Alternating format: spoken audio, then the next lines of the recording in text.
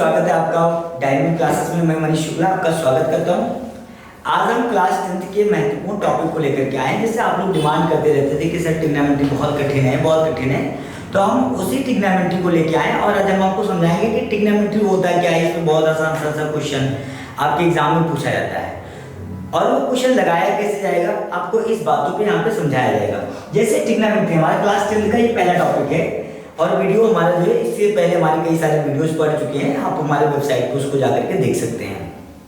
और ये हमारे ट्रिग्नोमेट्री का पहला पार्ट है जिसमें आपको बहुत बेसिक चीजें बताया जाएगी। एकदम जीरो लेवल से मैं स्टार्ट करूंगा और बड़े हायर लेवल तक ले जाऊंगा। तो ये हमारी ट्रिग्नोमेट्री का पहला क्लासेस है, ट्रिग्नोमेट्री। ट्रिग्नोमेट्री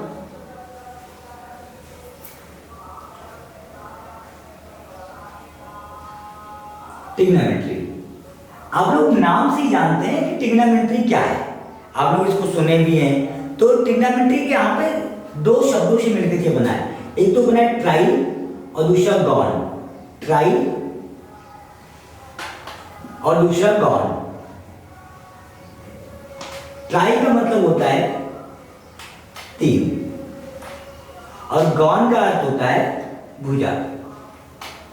इसको हम लोग जो है साइड भी कहते हैं। तो हमें ये बेसिक पॉइंट पता चला कि जो ट्रिग्नोमेट्री है ये दो शब्दों से मिलकर के बना है। पहला ट्राई और दूसरा गॉन। ट्राई का यहाँ पे मतलब क्या है? तीर और गॉन का मतलब भुजा या साइड। अर्थात जो भी हम लोग इस पूरे चैप्टर में बात करने वाले हैं वो तीन साइडों पे बात करेंगे। और वो तीन साइड होते कौन कौन से हैं? वो तीन साइड है, एक आपका परपेंडिकुलर पड़ जाएगा, लंब जिसको हम लोग बोलते हैं, और दूसरा आपका बेस हो जाएगा, और तीसरा आपका जो सबसे बड़ी साइड होगी उसको बोलते हैं कर्ण। मतलब ए बी सी। तो ये आपका जो ए सी लाइन है इसको हम लोग बोलेंगे कर्ण, और आपका बी सी लाइन जो है ये आपका हो जाएगा आधार, और ए बी जो लाइन है वो आपका हो जाएगा लंब।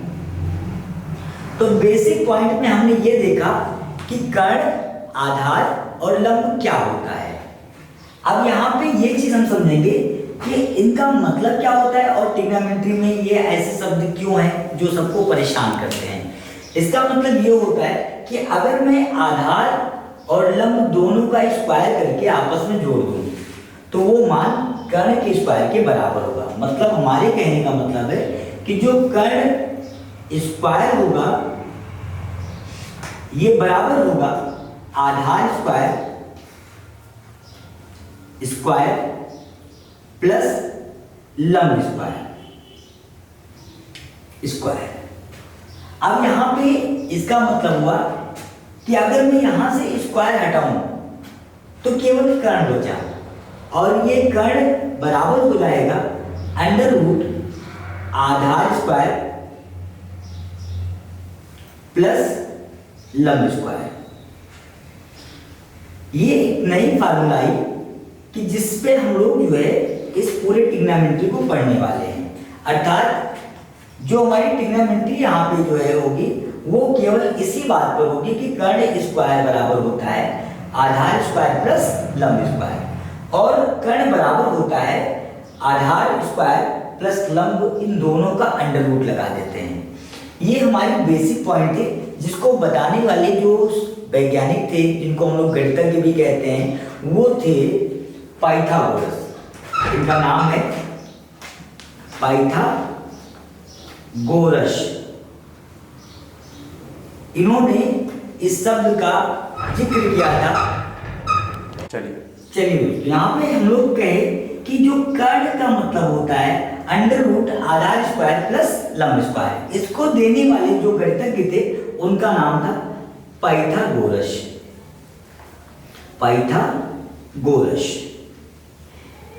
इन्होंने इस बात का जिक्र किया था कि अगर हम आधार स्क्वायर और लंब दोनों के स्क्वायर को निकाल करके जोड़ देते हैं तो वो दोनों कर्ण के स्क्वायर के बराबर होगा। अब जैसे मान लेते हैं हम इस पर एक छोटा सा क्वेश्चन भी हम लोग सॉल्व करेंगे कि ये क्वेश्चन कैसे लगाया जाएगा आपके लिए जो है। तो इस क्वेश्चन को हटाते हैं, इस सूत्र को हटाते हैं। अब यहां पर यहाँ पर एक चीजें लेते हैं, जैसे हमने ले लिया यहाँ पे मान लेते हैं ये 4 है, बहुत बेसिक पॉइंट 4 है, और ये आपका 3 है, और आपसे पूछा कि बताओ कर्ण क्या होगा। तो यहाँ पर सिंपल सा आप फार्मूला यूज कर सकते हैं, पाइथागोरस का प्रमेय। क्या दिया गया है भाई, इसमें छोटी छोटी बात आपको दी गई है, दिया है आपका आधार दिया गया है, आधार बराबर यहाँ पे 4 है, आपका यहाँ पे लंब दिया गया है, लंब बराबर 3 है, और आपसे पूछा गया है कर्ण बराबर क्या होगा मान। तो आपने देखा कि बेसिक पॉइंट आपसे पूछ लिया गया कि कर्ण का यहाँ पे मान ज्ञात करो। तो ऐसे क्वेश्चंस के लिए हम लोग आसानी से पाइथागोरस का प्रमेय लगाते हैं। पाइथागोरस का प्रमेय, पाइथागोरस का प्रमेय। अब यहां पे इन्होंने क्या कहा था कि कर्ण बराबर होता है अंडर रूट लंब स्क्वायर प्लस आधार स्क्वायर। अब आप इस पे इन मानों को रख दीजिए। जैसे आपका लंब का मतलब है 3, तो आपने लिख दिया 3 स्क्वायर, और आधार का आपका जो मान है वो आपका है 4 स्क्वायर। तो 3 का स्क्वायर होता है 9, और 4 का स्क्वायर होता है 16। आपने इन दोनों नंबर्स को जोड़ा तो 16 आपने 9 जोड़ दिए तो आपका आ गया 25। और आपको पता है कि 25 जो है 5 का स्क्वायर होता है, तो इसको 5 गुणे 5 आप लिख सकते हैं, क्योंकि 5 का गुणा अगर 5 से करते हैं तो बहुत बेसिक पॉइंट आपको 25 मिलता है। अब 25 जब भी कोई चीज अंडर रूट में 2 बार लिखा होता है तो वह रूट से बाहर निकल जाता है, तो यहाँ पे केवल इसका वैल्यू है 5। अर्थात आपको ये समझ में आया कि कर्ण का जो मान है वो 5 है, 5 है। यही जो है बात पाइथागोरस ने जिक्र किया था। पाइथागोरस ने इसी शब्द को बताया था कि जो कर्ण का स्क्वायर होगा वो लंब और आधार दोनों के स्क्वायर के बराबर होगा। अब 5 का स्क्वायर भी 25 होता है, और 4 का स्क्वायर 16 और 3 का स्क्वायर 9, तो कितना होगा 16 में 9 जोड़ देंगे तो 25। तो हमने बहुत बेसिक पॉइंट यहाँ पे जिक्र किया पहले कि कर्ण क्या होता है, लंब क्या होता है, और आधार क्या होता है। इसके बाद हमने ये बात किया कि पाइथागोरस ने कौन से शब्द कहा था कि जिसको हमें समझना चाहिए। आप लोग जब इसी चीज को नहीं समझ पाते हैं तो वहां से आपको थोड़ी सी प्रॉब्लम होने लगती है। अब इसके बाद में हम लोग समझेंगे कि ट्रिग्नोमेट्री पर कुछ आइडेंटिटीज लगाएंगे, और ट्रिग्नोमेट्री पे जो आपका आइडेंटिटीज है उन चीजों को हम लोग एक बार देखेंगे। तो बहुत बेसिक पॉइंट्स यहाँ पे कि ट्रिग्नोमेट्री के आइडेंटिटीज में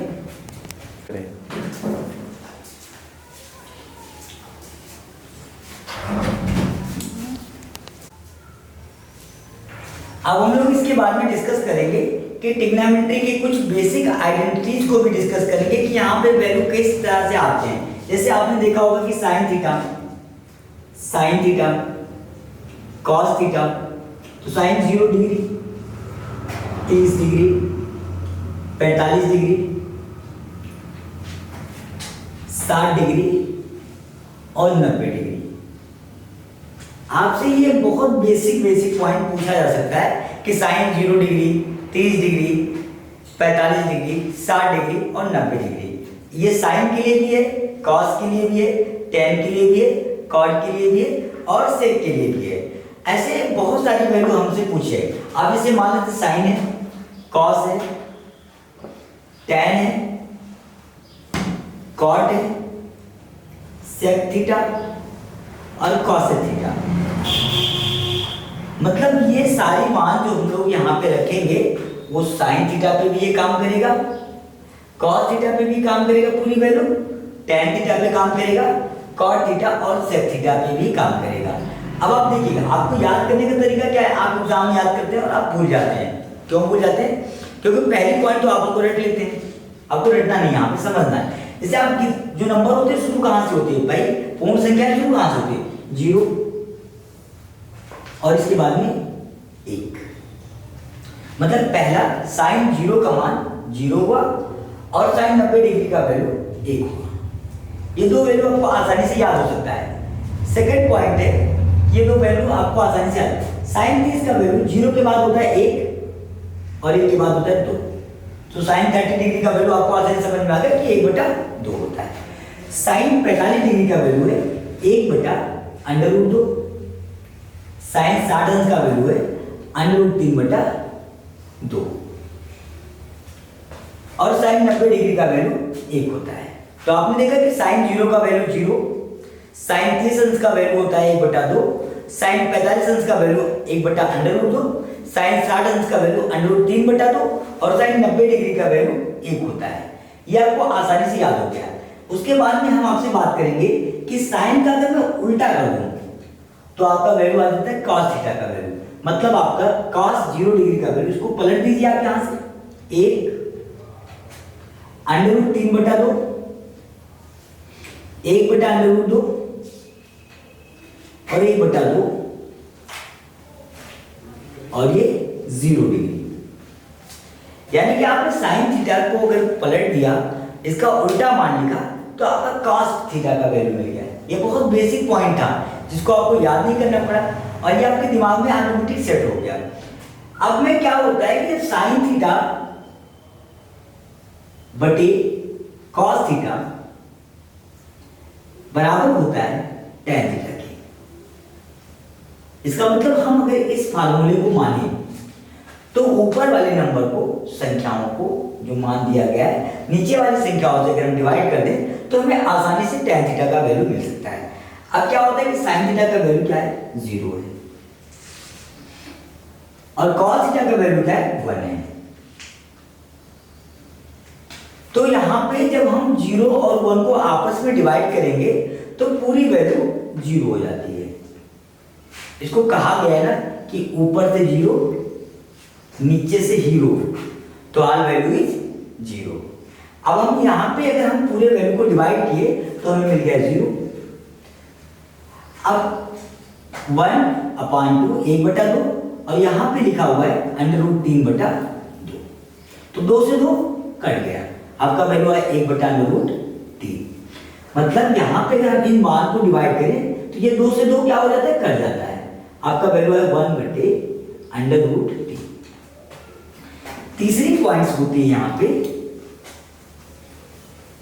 जिसको हम लोग मेंशन करेंगे कि 1/2, ये नंबर जो ऊपर लिखा हुआ है ठीक वही नंबर लिखा हुआ है। तो जब भी कभी सेम संख्या को आपस में भाग देते हैं तो उसका वैल्यू 1 आ जाता है, तो इसका वैल्यू 1 हो गया।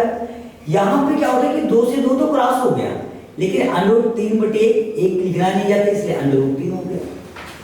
अब यहां पे आपको समझना है कि ऊपर से 0 और नीचे से 0, तो ऑल वैल्यू इज अनंत।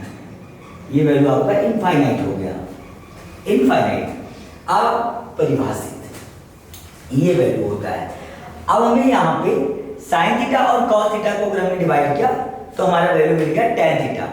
अब मैं अगर tan थीटा को पलट दूं, इसका मान अपोजिट में लिख दूं, तो आपका cot थीटा आ जाता है।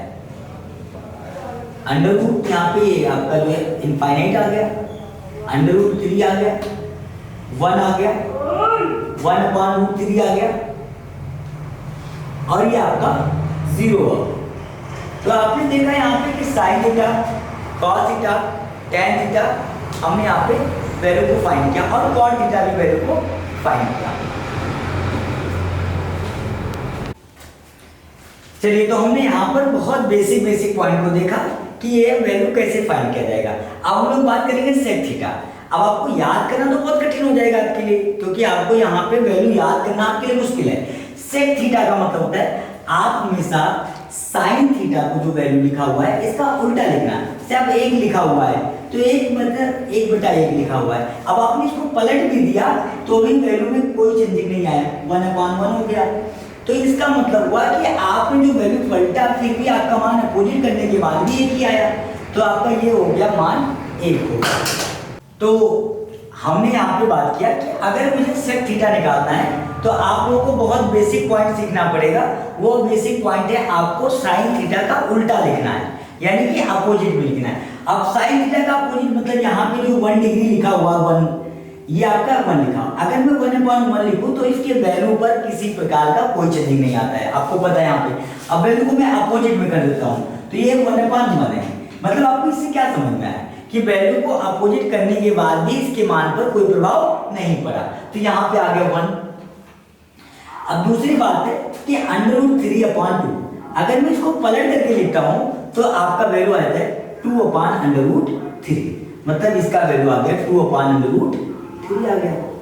अब यहाँ पे अगली पॉइंट को आप समझिए, जैसे ये वैल्यू है 1/√2, अगर मैं इस बात को यहाँ पे समझूं और ये कहूं कि इसको आप अपोजिट में लिखिए, तो आप लिखते हैं √2/1, और डिनोमिनेटर में हर में 1 लिखने से कोई मतलब नहीं आता है। आपको पता है कि 1 से अगर डिवाइड करेंगे तो वो संख्या सेम संख्याएं हो जाती है, तो ये 1 आपका नहीं होगा।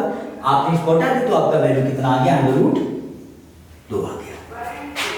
अब यहाँ पे अगली पॉइंट आती है 1/2, आप इसको पलट करके राइट कर दीजिए, भाई इसका अपोजिट में जब आप करेंगे तो ये आपका वैल्यू आ जाएगा 2/1। और अभी हमने आपको फिर कहा कि 1 लिखने से नीचे कोई फर्क नहीं पड़ेगा, तो आपका वैल्यू आ गया 2। और ये एक जीरो का अपोजिट हमारी तरफ से 2 जीरो होता है, मतलब ये आपका हो गया इनफाइनाइट, अनंत हो गया, अपरिभाषित जिसको हम लोग बोलते हैं। तो आपने यहाँ पे देखा कि मैं साइन थीटा का अगर हमने उल्टा किया तो सारे वैल्यू आपके जो है सेक थीटा के आ गए। अब अगर सेक थीटा की वैल्यू हमें मिल गई तो इसका उल्टा कॉसेक थीटा कर दीजिए आप, कॉसेक थीटा। अब कॉसेक में क्या होता है कि वैल्यू पलट जाते हैं, इनफाइनाइट आ गया अपरिभाषित, फिर आपका ये आ जाएगा 2 आ गया, √2 आ गया, 2/√3 आ गया, और ये आपका 1 भी आ गया। तो आपने बहुत बेसिक ट्रिग्नोमेट्री के आइडेंटिटीज को सीखा कि sine theta, cos theta, tan theta, cot theta, sec theta, cosec theta, ये 6 आइडेंटिटीज पर हमारे वैल्यू कैसे रखे जाएंगे। हमने क्या किया, साइन थीटा अर्थात साइन 0 का वैल्यू जो आपका आया 0 आया, 30 का वैल्यू आपका 1/2 आया, साइन 45 डिग्री का वैल्यू 1/√2 आया, और साइन 60 डिग्री का वैल्यू √3/2 आया, साइन 90 अंश का वैल्यू 1 आया। हमने कॉस को निकाला तो हमने क्या किया कि साइन थीटा का सब सारा वैल्यू अपोजिट में राइट किया, तो यहाँ पे आपका कॉस का वैल्यू आ गया। हमने साइन थीटा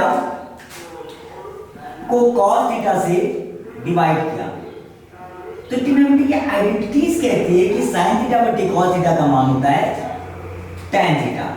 तो आपने पहली वैल्यू को यहाँ से सीखा कि अगर मुझे tan थीटा का मान चाहिए तो उसका मतलब होता है sin थीटा बटे cos थीटा, आपका वैल्यू आ जाएगा tan थीटा। सेकेंडरी कंडीशन है कि अगर मैं इसका उल्टा कर दूंगा, cos थीटा बटे sin थीटा कर दूं, तो आपका वैल्यू आ जाता है cot थीटा का वैल्यू। ये आपकी 2 बेसिक आइडेंटिटीज हैं जो आपको यहाँ से काम देंगे। अब हम लोग नई टॉपिक पे बात करेंगे कि अगली टॉपिक पे क्वेश्चन किस लेवल का आता है, तो यहां से हटाते हैं इसको और समझते हैं अगले पॉइंट्स को।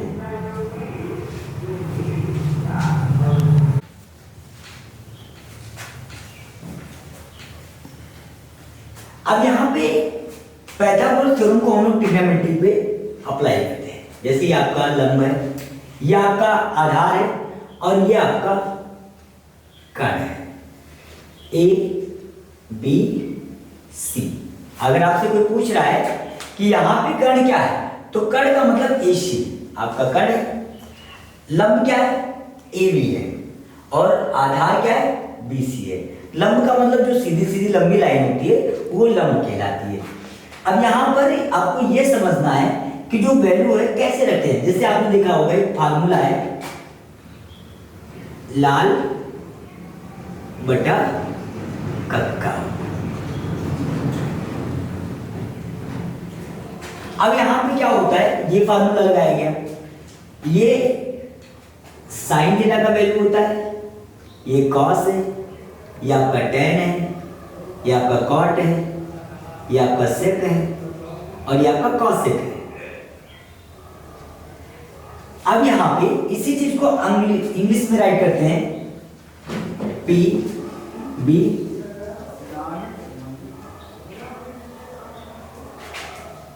हर बोल, मतलब पंडित बद्री प्रसाद हर बोल। अब ये इंग्लिश मीडियम के स्टूडेंट्स के लिए ये फार्मूला है। इंग्लिश में ये चीज आपको बताया गया कि कैसे आपको यहाँ पे समझना है।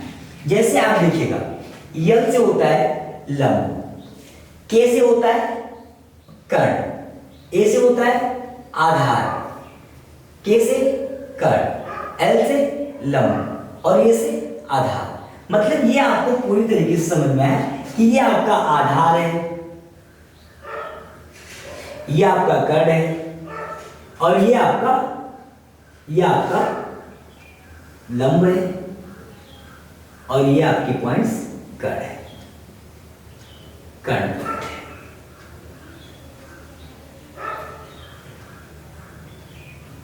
यानी कि जो आपका के से क्या हो गया, कर्ण हो गया, एल से क्या हो गया, लंब हो गया, ए से क्या हो गया, आधार हो गया।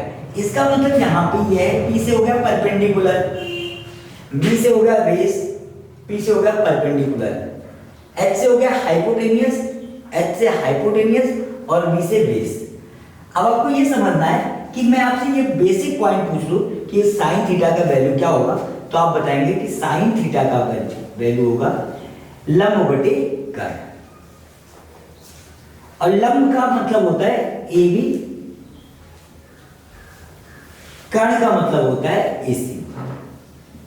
तो यहां से इस आइडेंटिटीज में हमने देखा कि लंब बटा कर्ण क्या है, ए बी बटे ए सी है। दूसरा होता है कॉस थीटा का वैल्यू, कॉस थीटा का वैल्यू आधार बटे कर्ण। आधार का वैल्यू क्या है, बी सी, कर्ण का वैल्यू क्या है, ए सी। फिर आता है टैन थीटा।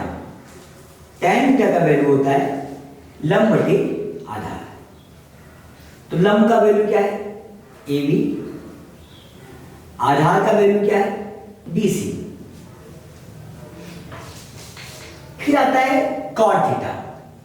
कॉट थीटा का वैल्यू होता है आधार बटा लंब, आधार बटा लंब।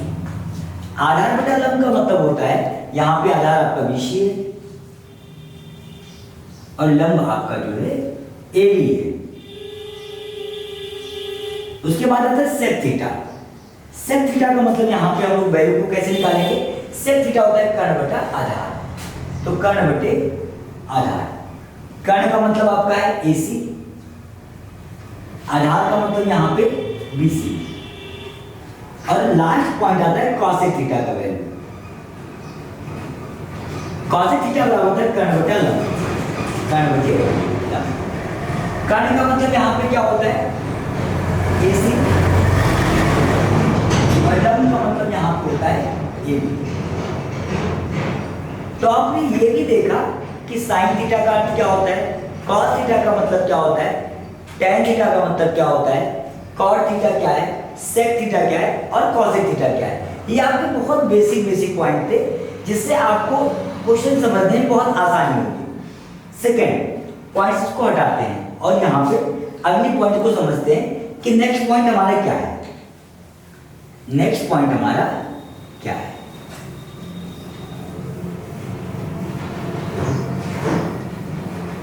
अब यहाँ पे आपसे एक छोटा सा क्वेश्चन पूछा जाता है। क्वेश्चन क्या पूछा जाता है, बहुत ही एक फेवरेट क्वेश्चन आया है। क्वेश्चन एक आपसे कहा गया है, इस क्वेश्चन को कैसे सॉल्व करेंगे कि सिद्ध कीजिए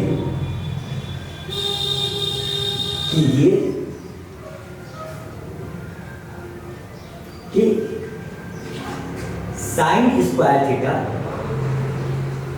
प्लस कॉस स्क्वायर थीटा का जो मान होता है वो एक होता है। यह आपको सिद्ध करने के लिए कहा गया है।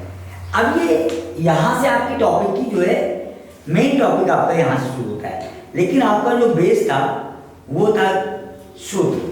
जितने फार्मूले आपके हैं, साइन कॉस टेन, इन सब का वैल्यू क्या होता है, हाइपोटेनस क्या है भाई, कर्ण किसे कहते हैं, लंब क्या होता है, आधार क्या होता है। अब उस पर आने वाले कुछ इंपॉर्टेंट आपके टॉपिक क्वेश्चंस हैं। अब आप मुझे बताइए कि यहाँ पर ये सॉल्यूशन हम इसको सॉल्व करेंगे। तो सबसे पहले हमने ये त्रिभुज बनाया। अब ये त्रिभुज आपका जो है ए बी सी, जहां पे परपेंडिकुलर और बेस मतलब लंब और आधार जिस बिंदु पर मिलते हैं वो इसका जो है समकोण होता है। अर्थात एंगल भी जो है, कोण भी जो है कोण बी समकोण है, समकोण है। इसका मतलब क्या हुआ कि समकोण होने का मतलब होता है कि एंगल बी का जो मान है वो समकोण है, अर्थात ये 90 डिग्री का है। तो कोण बी बराबर 90 डिग्री। अगले पॉइंट्स को यहाँ पे देखते हैं कि बी का मतलब यहाँ पे अगर हम पॉइंट्स को बदलें या बढ़ाएं तो हम ये समझेंगे कि ये वैल्यू कितने डिग्री का है, ये वैल्यू कितने डिग्री का है। यहाँ पे ये होता तो ये का मतलब 90 डिग्री आता, यहाँ पे सी होता तो सी का मतलब 90 डिग्री आता। अब यहाँ से हम लोग ये समझते हैं कि इस क्वेश्चन को यहाँ पे कैसे लगाया जाएगा। हम लोग क्या करते हैं, एक छोटा सा त्रिभुज में बनाता हूँ।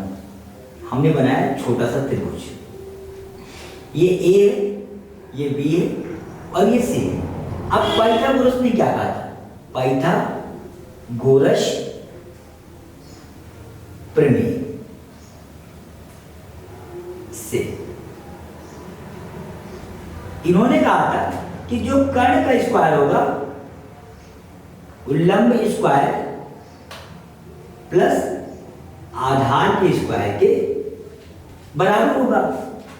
तो अगर पूरे समीकरण में, अब ये समीकरण है मान लेते एक है, मान लेते समीकरण एक है। अब समीकरण एक में, समीकरण एक में कर्ण स्क्वायर से भाग देने पर, भाग देने अब यहां पे क्या करेंगे, कर्ण इसको जो है कर्ण से ही भाग दे दिए, तो कर्ण बटे कर्ण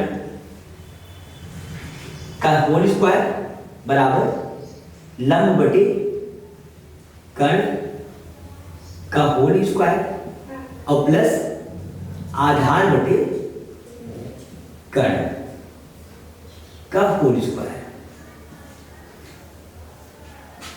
अब आपको यहां पे समझना है कि जब कर्ण बटे कर्ण है तो ये मान कट गया और मान आया एक स्क्वायर।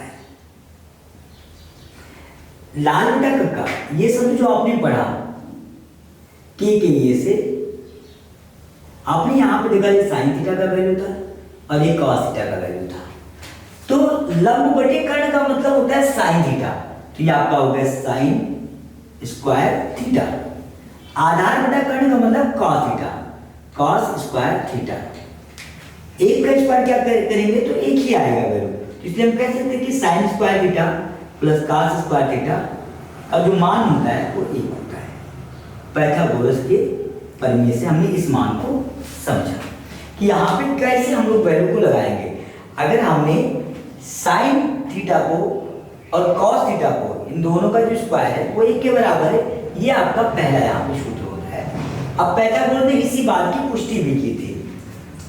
अगर मैंने यहाँ पे कर्ण से समीकरण एक के दोनों तरफ हमने भाग दिया तो हमें एक वैल्यू रिजल्ट जो मिला वो sine square theta plus cos square theta बराबर एक मिल गया। क्या मैं सेकंड पॉइंट लंब से दोनों तरफ भाग दे दूं, क्या कुछ मान और आएगा? जरूर आ सकता है। अगर मैं आधार से भाग दे दूं तो भी मान आ सकता है।